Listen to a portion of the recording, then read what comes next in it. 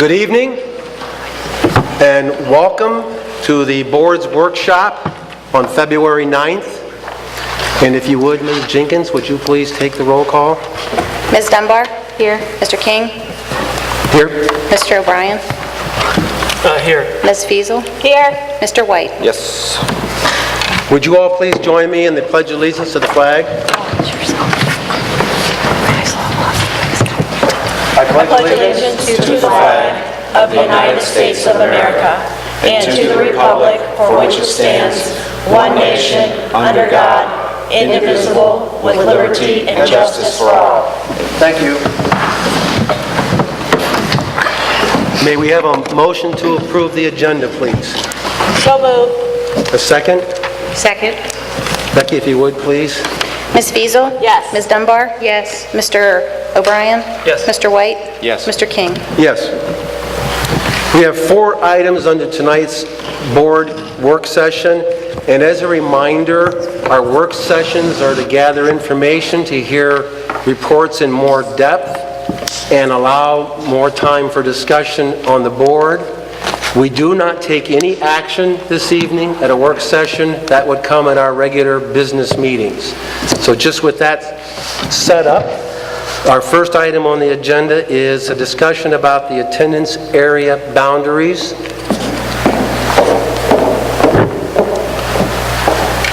Good evening. I'm Linda Martin, Assistant Superintendent. I'd like to start tonight's discussion by beginning with, first of all, introducing some people that were very critical to the process which we just finished with redistricting. And we have the Redistricting Committee of 55 members, and I know we have some members out there, so if any of those committee members would stand, please, and be recognized, we would appreciate that, and they deserve a round of applause.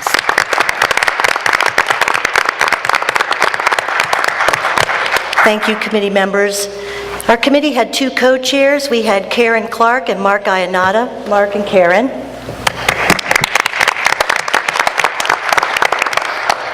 And then our invaluable resource is Scott Leopold. He's our GIS analyst with DeYoung Richter. Scott?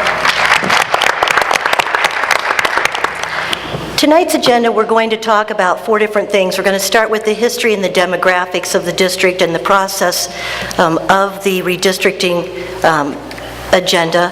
The process overview, where we started, information that we looked at, what we reviewed, what we discussed, the community participation results, compile all of that information, and we will share that with you as well. And then the last piece will be the recommendations. So I'd like to start off with Scott. Okay, thank you for having me. It's great to be here again. As you can see here, we have our redistricting history. And no question, no doubt that there's been a lot of growth in this district. You guys have had the privilege of opening a new school almost every year, it seems. Let's see if my laser works here. The last time we had a redistricting process here was when Cheshire Elementary opened in 2010-11 school year. And then here we are again. Historical enrollment, I'm just going to breeze through this because this is information you guys have all seen in the enrollment projections from the development committee, etc. The enrollment has more than doubled over the last 10 years at the elementary level, going from around 4,100 students all the way up to 8,600 students. However, our live birth data has begun to level out. We don't have as many births in the county this year as we have in the past. Building permits, also no surprise that the building activity has stalled and is beginning to level out. I would doubt if we'd have more than 500 building permits issued per year again. Just a little bit of history here. In 2005, the redistricting process developed boundaries for Glen Oak, Olentangy Meadows, Liberty Tree, Johnny Cake, Orange Middle School, and Orange High School. At the time, Olentangy was the 14th largest district in the state, with almost 11,000 students. The student distribution between the west side and the east side of the district, we had 40% of the population residing west of the Olentangy River and 60% residing east of the Olentangy River. And at the time, there were exactly 4 elementary schools on the west side and 4 elementary schools on the east side. We have our most populated subdivisions in 2005. Cider Reserve, Villages of Oak Creek, Village at Alum Creek, The Shores, Big Bear Farms, Walker Wood, Oak Creek, Highland Lakes North, Grand Shire, and Ashmore. This is, we lovingly call this our thunderstorm map.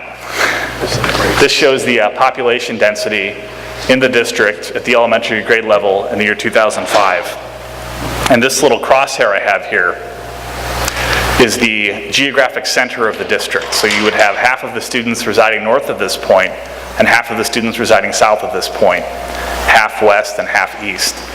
And the areas of darker red indicate areas of higher student density. And now I'm going to start to fast forward, and I'm going to go through this a couple times. So 2006, 2007, 2008, 2009, 2010, 2011. And now I want to go through this again, just because this is a very helpful graphic. Let's look at this area right here in Powell.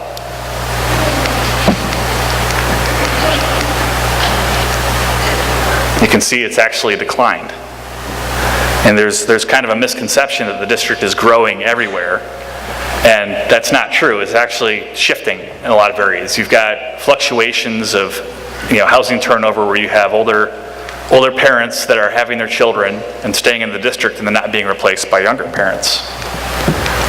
And so let's do this one more time. This time let's look up here right in the Cheshire Dornoch area. 2005, 2006, 2007, 2008, 2009, 2010, 2011. And so you can see there's been a lot of development up here. We've had some decline in the Powell area. There's been a lot of growth over here in the just south of the Lewis Center area. And you can see that our center point has shifted about a mile to the east-northeast. And so you can see that this is not a static, uniform growth that the district is experiencing. Now we're going to look at our same top 10 subdivision lists. No surprise, number one is still Cider Reserve. Village of Alum Creek, Villages of Oak Creek kind of switched spots. Wilshire, 212 students, gained 101 students since 2005 and was up to number 4 from number 13. Walker Wood, 209, up 62 from number 6. Big Bear Farms gained 55 students and dropped a place. Cheshire Crossing, up 149 students. They were around 50 students in 2005, and they've quadrupled in size from number 33. The Shores has actually, maintained. They've lost 4 students over the last 7 years. They're down from number 4. Oaks at Highland Lakes up 68 from 2005 from number 26. Lakes of Powell up 53 from number 20 in 2005. Now, I have down here, that may be a little difficult to see, but you can see some of these subdivisions that were on that top 10 list in 2005 that are no longer on the top 10 list. That's Oak Creek, Highland Lakes North, Grand Shire, and Ashmore. And all 4 of these subdivisions have actually declined in enrollment since 2005. This is an exercise that we did to show the redistricting committee where we could really expect some growth. What this data shows us is it compares the current 0 to 4-year-olds versus the current 5 to 9-year-olds. So it's just basically taking 2 cohorts and comparing them. And the areas in red are the area of the census block groups where the younger cohort outnumbers the older cohort. So there are more younger students in these areas than older students, and you can see the numbers on here. If we look down here in this census block group right here, we've got 129 0 to 4-year-olds, and we only have 84 5 to 9-year-olds. So that would tell us that there's a greater potential for growth in those areas. If we look over here just south of the zoo, we've got 156 5 to 9-year-olds, and we only have 71 0 to 4-year-olds. So we can expect areas we may see growth or decline. Now, what this data doesn't tell us is it doesn't tell us kids that move into the district that aren't here for the census. It does not account for families that would move in as soon as their children reach school age. This is just basic census information. Again, this is data that you guys have all seen. This is the projected enrollment.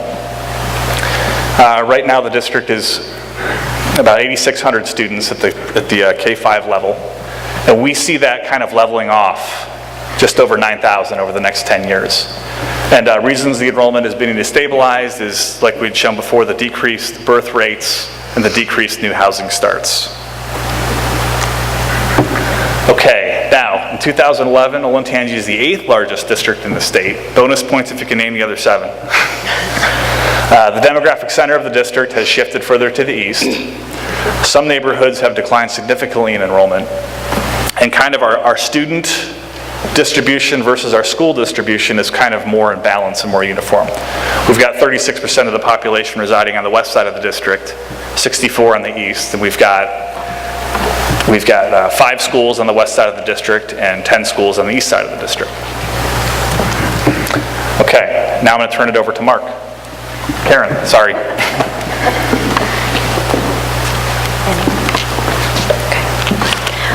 So I'm going to take you through the process that we went through. So when the decision was announced to discontinue Heritage as the all-day, everyday kindergarten program in December of last year, that created the need to create and set the K-5 attendance boundaries for Heritage. The redistricting process was announced on all building listservs, local media outlets, and social media multiple times. And just as a side note, I can attest to that because I think I was on all the news stations with this process. So the point being here was very well communicated. From that, we took applications between December 15th and the 21st of 2011.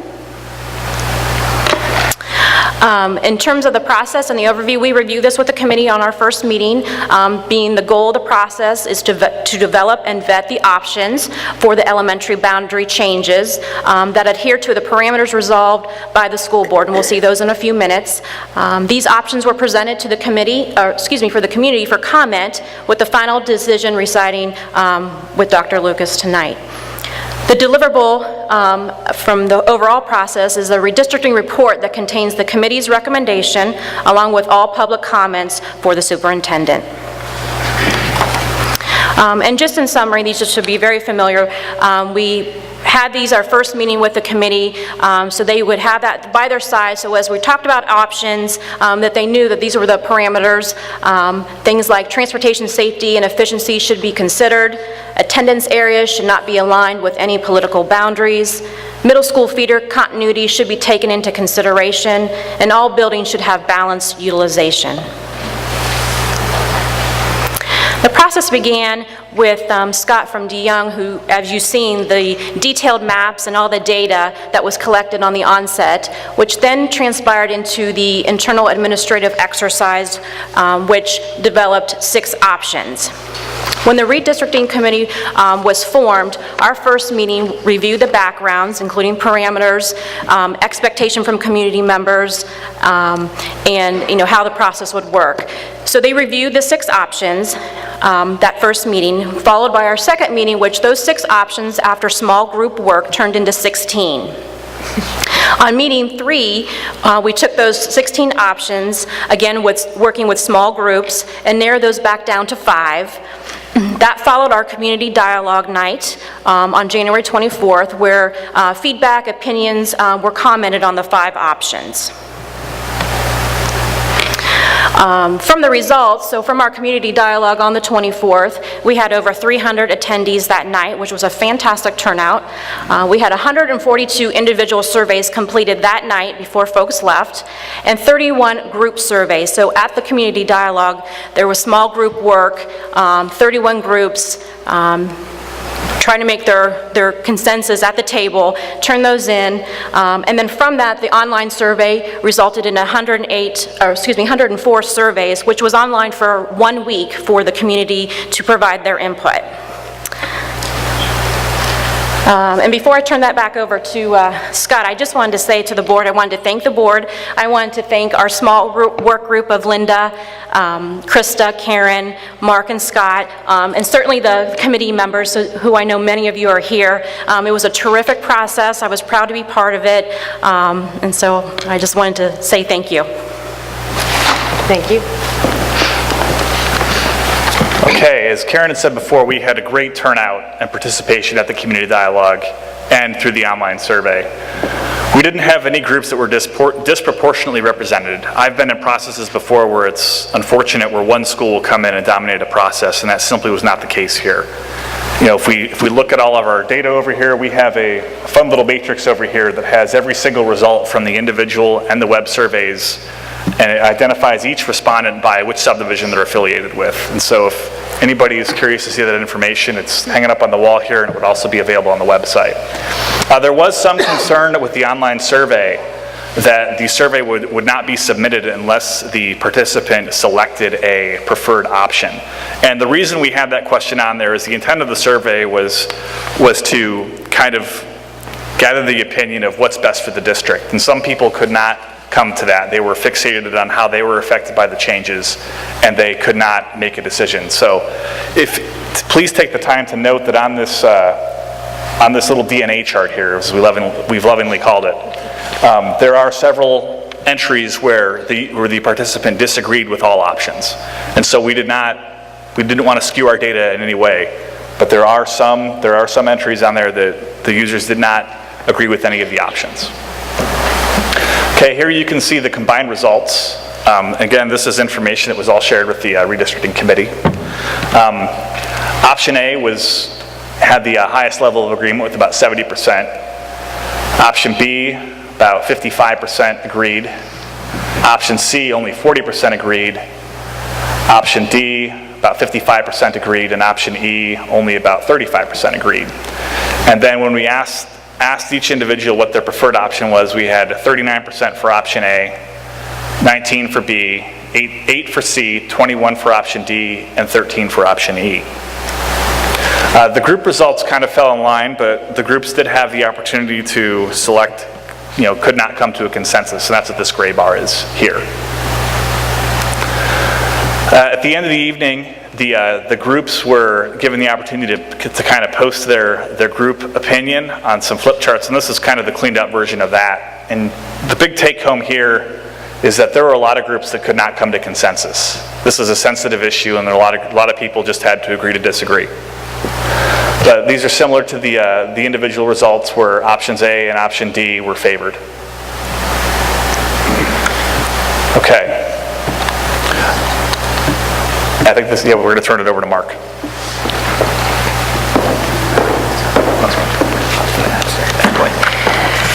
Good evening. This is actually my 6th time doing redistricting, the 5th time at the elementary level. For the record, I will not be offended if I'm not asked to do it again. Having done it before, well, first let me just say with regard to this particular group this time around, it really was a great group of people. The participation level in the past, the small committee was normally around 24 or 25 people, and this time we had 50. And I was frankly concerned about that committee being too unwieldy, but it actually turned out to work well, because at the earlier meetings what we did was purposely divide up the participants into 9 different tables and let them work in small groups of around 6. And then when we went to the community forum, we had, for those who were there, you might remember, we had 31 tables of community members, and at each, or of the overall community members, and at each table, trying to facilitate that discussion, were members of each of our community members in our smaller committees. And ultimately, we came back with the results, and the first kind of thing I wanted to talk about, really from a point of observation, just having done this before, are kind of the realities old and new. The first reality goes without question, that redistricting is an emotional time. Anytime you impact the children of parents are going to be concerned and be very emotional about the subject.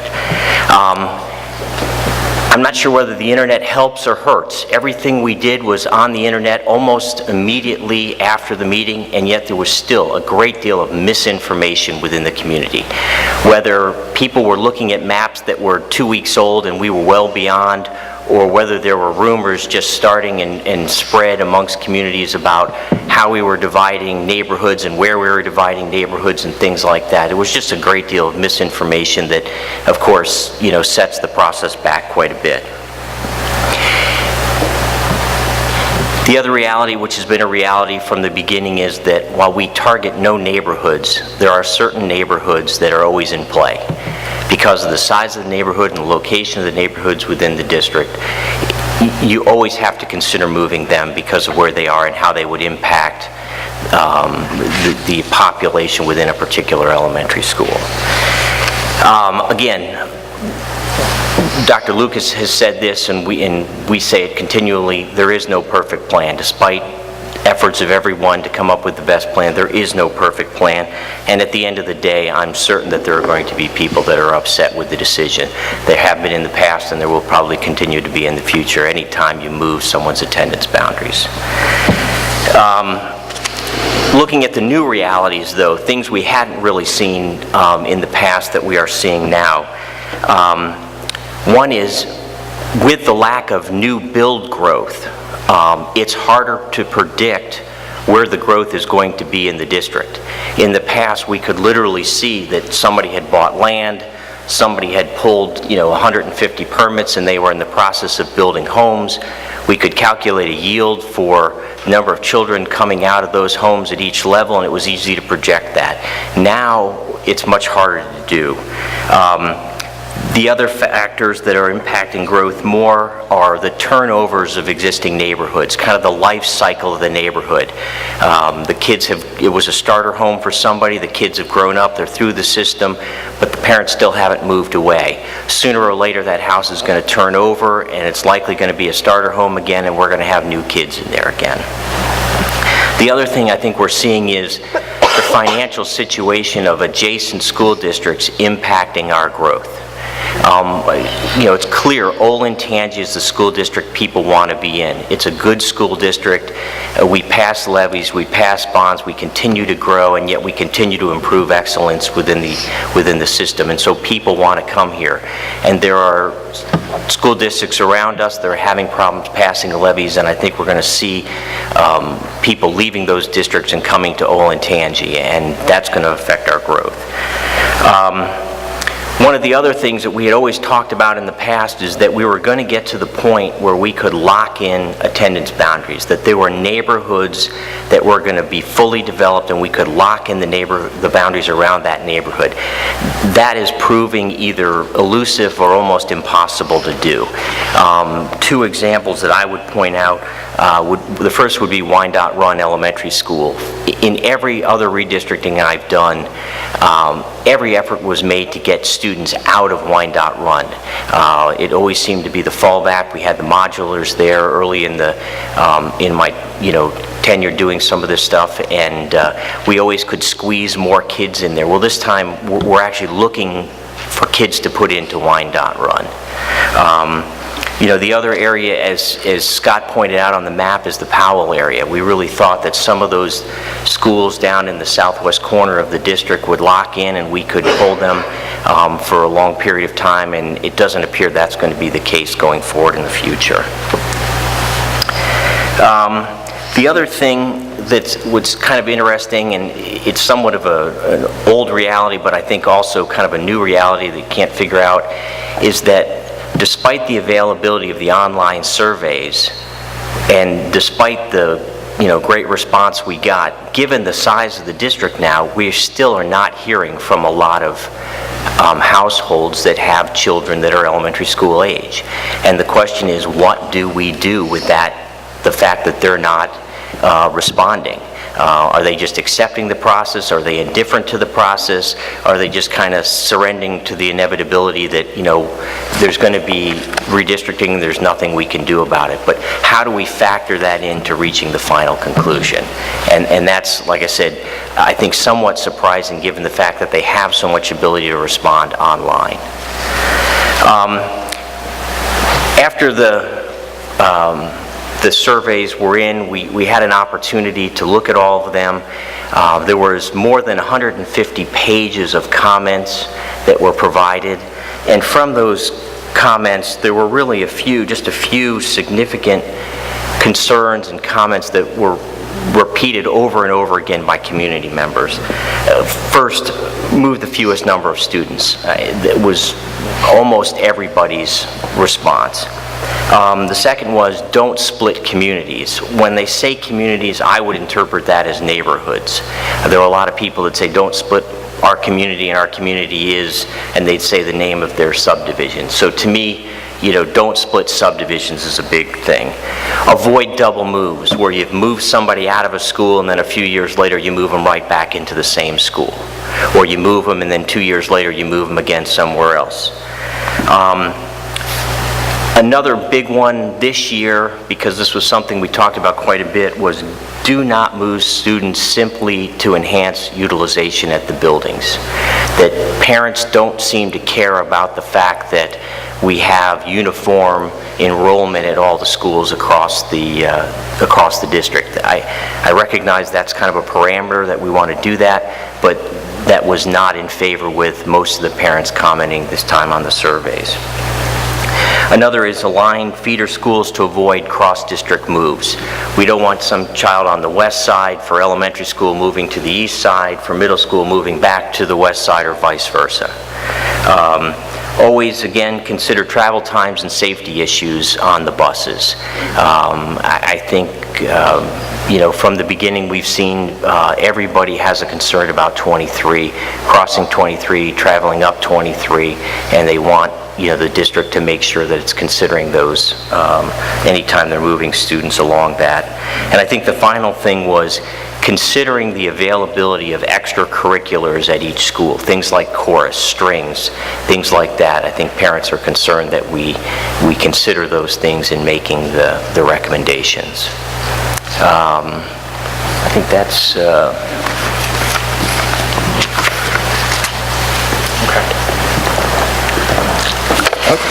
Okay. Just jump in here just to finish up this slide. From the 5 options, the committee utilized community feedback to refine them to form recommendation A and combine the components of other options to form recommendation B. All areas impacted in both recommendations were involved in some way on the 5 options presented at the community dialogue. So there weren't any surprises. Nobody was brought into play that wasn't already mentioned in any of the 5 options. Okay, are there any questions on process or data?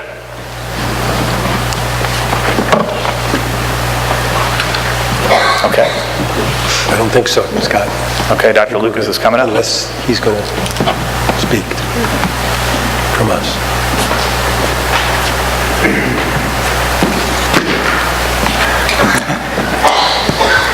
Great job. Well, before I get into the entire decision process, I want to say a few words. First and foremost, I want to thank the individuals in attendance here tonight. Obviously, you're invested in the school. That's obvious, or you would not be here. And I think we all join in that investment, and we appreciate your efforts. First and foremost, I have some thank yous to the committee. We had 55 community members. They went through 4 meetings, plus they had a community dialogue over the past 6 weeks. They developed options. They presented them to the community. They informed their friends, they informed their neighbors about this process, and each person had a vital part of the process. Extremely proud, and I think you can see from the results of this presentation of the work that has been done here, and I think that's a reflection upon the community as far as the success of the community. I know we oftentimes, you've heard the word levy, and I know we have a process here of how that's done, and it's community driven, and I think that's what sets us apart. I think what also sets us apart as a community is the fact that we have 55 community members stepping forward to say, I will tackle this project. Now, we often say this, but if you've not been anywhere else besides Olentangy, it doesn't happen this way other places. I think the community should be very proud of the fact we have volunteers willing to step forward. To our administration, a big thank you You facilitated that process, and it was a daunting task. You also got yourself educated, because guess what? The decision comes tonight, but the work starts tomorrow.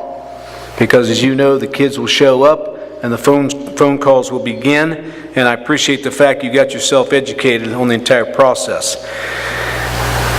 Linda Martin, I know Linda doesn't want to take any credit for things that she does, but I'll tell you, I just wrote down one word when I wrote Linda Martin: process.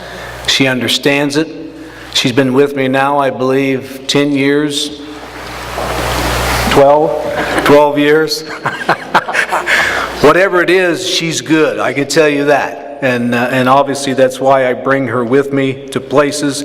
She understands process. I think when we got here, I looked at her and I said, process, because it's a very big district, and as we maneuver or navigate through many of these issues, process must be a big piece of the pie. So Linda, publicly I want to say great job. Not surprising, by the way. Not surprising, because I've seen it over the last 12 years, and I know we'll continue to see it, so thank you. To the community, again, I can't be as proud as I am tonight. Community participation, outstanding. We had a dialogue, we had 300. Again, if you've been other places, I've been in community forums or dialogues of one person or 5 people. When you get 300, you know people are invested. Survey in person, online, nearly 1,000 participants. Here's a comment we received. I thought it really framed this whole piece. I attended the redistricting meeting on Tuesday night with much apprehension. I had preconceived notions of what this meeting would be or what it may turn into. Thankfully, I was wrong. This is what I observed. Concerned parents, not angry parents. Parents who committed their time and efforts to make the best decisions possible for our kids, all 16,761 of them. Parents collaborating across community lines to find viable solutions. Last but not least, I want to thank the co-chairs, Karen Clark, Mark Ionata, the committee co-chairs, tackling quite a task, and what a great job. They have given countless hours of time, countless hours of expertise, personal and professional experience. So I thank all of those individuals, and I think that's what made the process successful. A little bit of background. I've had the good fortune of watching this whole thing from afar, reviewed information from co-chairs, including comments, concerns, and all supporting data used to determine the committee's recommendations. The information included facts about the feeder issues related to any shifts in attendance boundaries, subdivisions, and building utilization.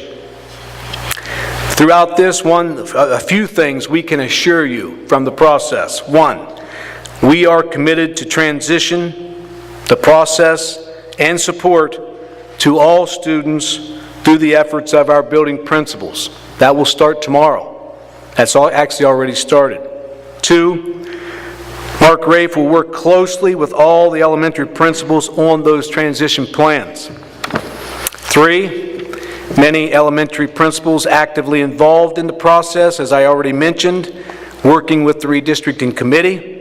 They are aware of the issues and concerns raised by parents, and they're already working on ways to address those concerns.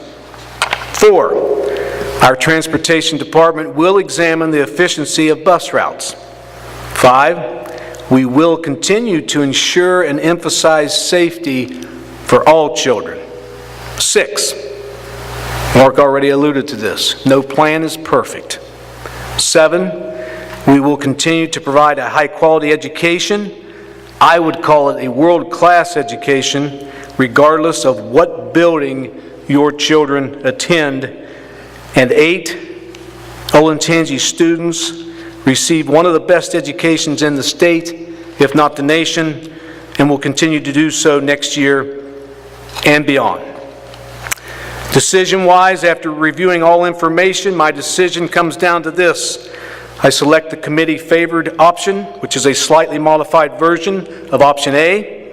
This was presented at the community dialogue and also on the online survey. I believe this plan moves the least amount of students of all previous options examined.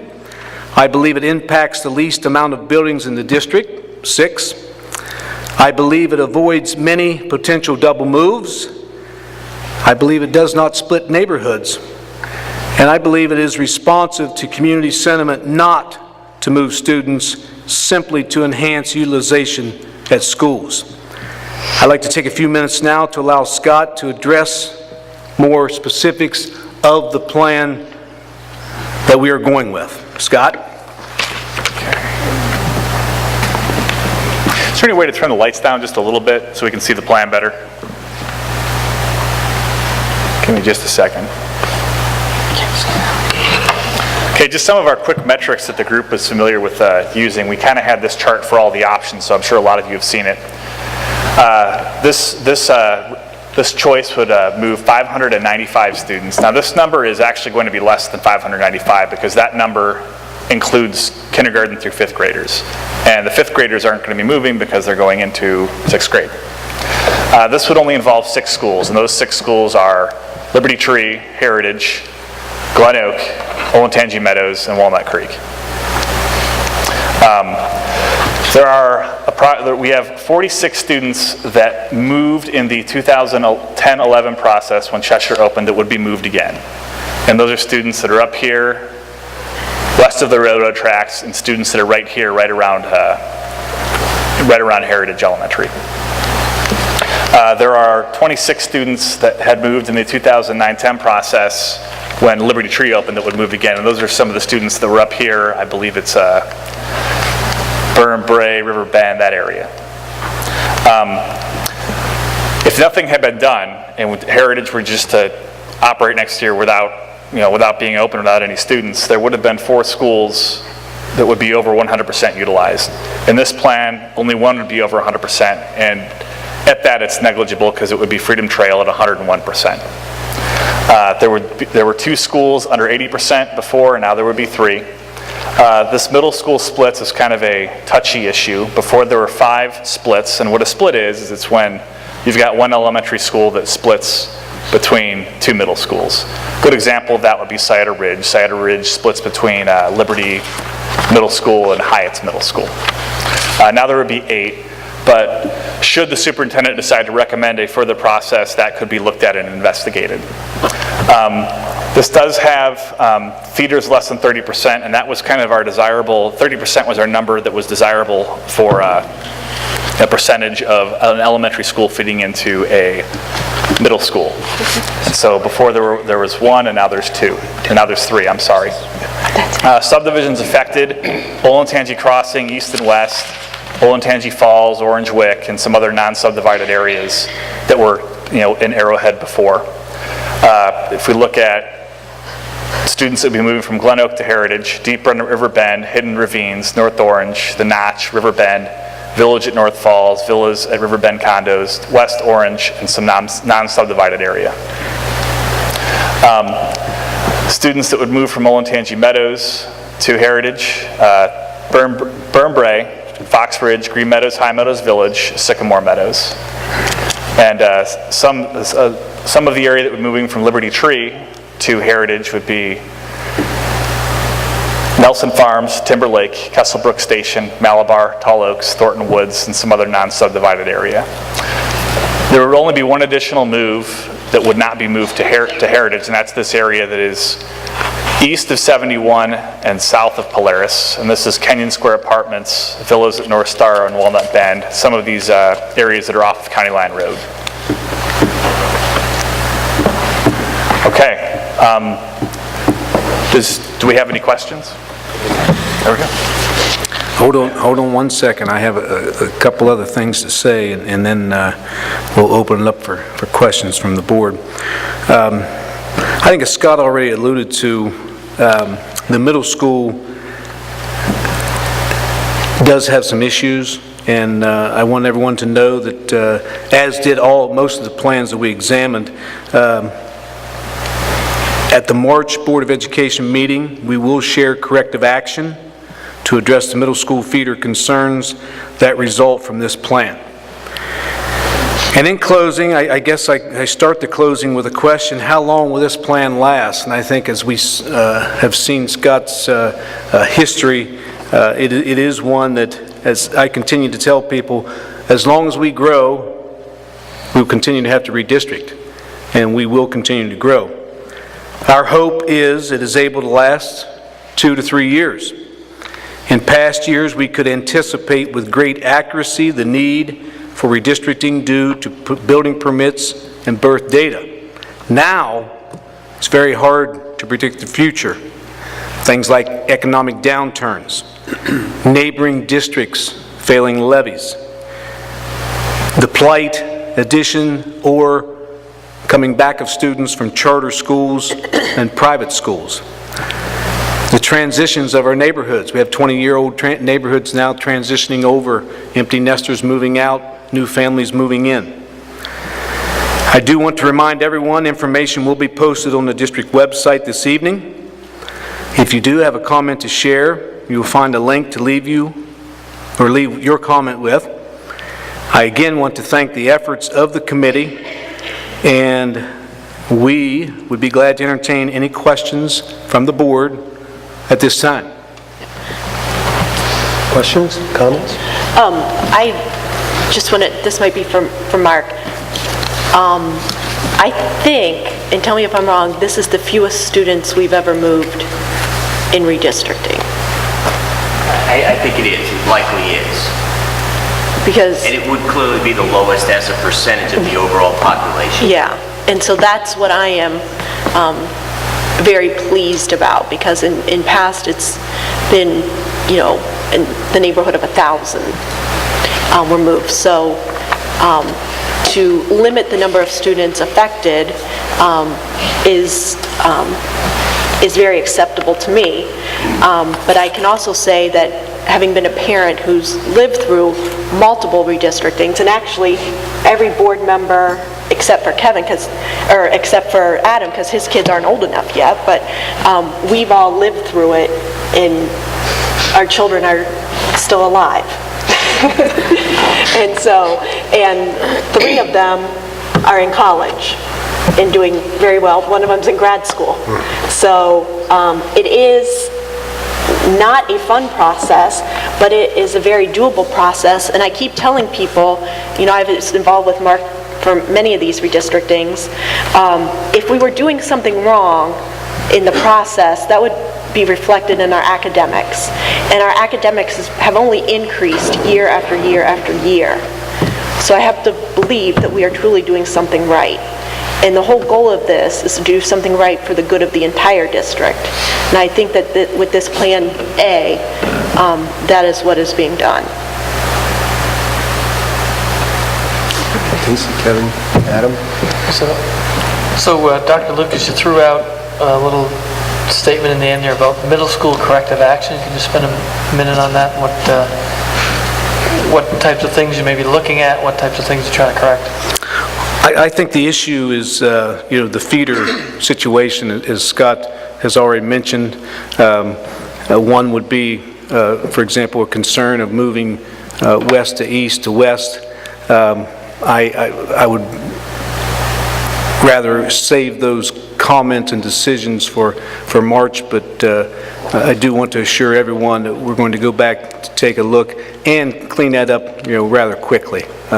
So from a specific standpoint, rather not say, but from a process standpoint, we'll be coming back at the March board meeting saying, okay, here's where we're tweaking this middle school piece. Stacy, Adam? I guess I do have one question. Actually, it was for Mark. It was on when you were talking about levies. In your speech, you were saying that the failure to pass a levy will drive people out of the district. What data are you relying on to make that? Actually, what I was saying was that I think what we're seeing is the failure of levies in adjacent districts as bringing people into our district. Why would that bring them into our district? I don't understand. When they lose, like... I want to hear it from Mark. I'm sorry. I just wanted to hear the reason behind it. You're saying that if somebody else doesn't pass a levy in another district, that causes them to come over to our district. Why is that? Where do you get that data from? I understand. Just even from personal knowledge, I live on the far east side of the district. I live off Worthington Road near Westerville. I have a Westerville mailing address.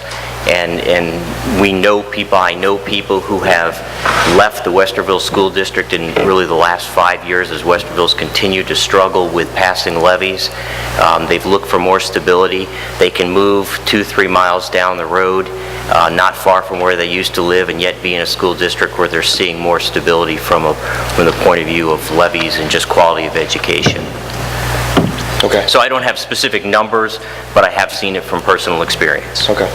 Thank you. And I guess if I could jump in, I'd echo that. So, and it's anecdotal, but certainly I've had on 2 specific occasions, people contact me with actually questions about our 5-year forecast, residents of Westerville looking for a more stable situation. So I would agree with Mark's observation that that has in fact, or will in fact, drive students into Olentangy with the struggles in other communities. The key word, I think, was stability. Our next-door neighbors moved to this district for this very reason, and they were looking for that stability long-term with very young children in a quality district. I know, just to add to that, I had a coffee chat, I believe it was about a week and a half ago. The neighborhood was up in the eastern side, closer northeast. 3 families in the coffee chat, move-ins from Westerville. 1 actually moved in the night before the coffee chat. So it does happen, and again, I think you're correct, Kevin, in the fact it's anecdotal evidence. We can't measure it, but the number of families coming here, where are you from, oftentimes that does happen. It doesn't happen all the time, but it does happen, and it does have an effect not only in Olentangy, but other districts close by. Other comments or questions? To conclude this, I would like to reiterate the fourth bullet you see there. As Dr. Lucas said, there is an opportunity for comments to be shared using the link that's available, so please take advantage of that. And I would like to even though, as been pointed out, it is the superintendent's decision, however, we are very happy from the board and our treasurer to say thank you again. I enjoyed, and most of us here had the opportunity to attend these meetings, and frankly, I just really enjoyed sitting back and watching people at work. There was no pointing and shouting, and this is wrong, and this is good, and this is not, but they were sitting at their tables, totally engaged in the process, and I think the results speak for themselves. It was a great opportunity to watch that, and I really enjoyed it. So again, thank you very much. I believe it was the best process, actually, that we've ever had for redistricting. Thank you. Thank you. Thank you.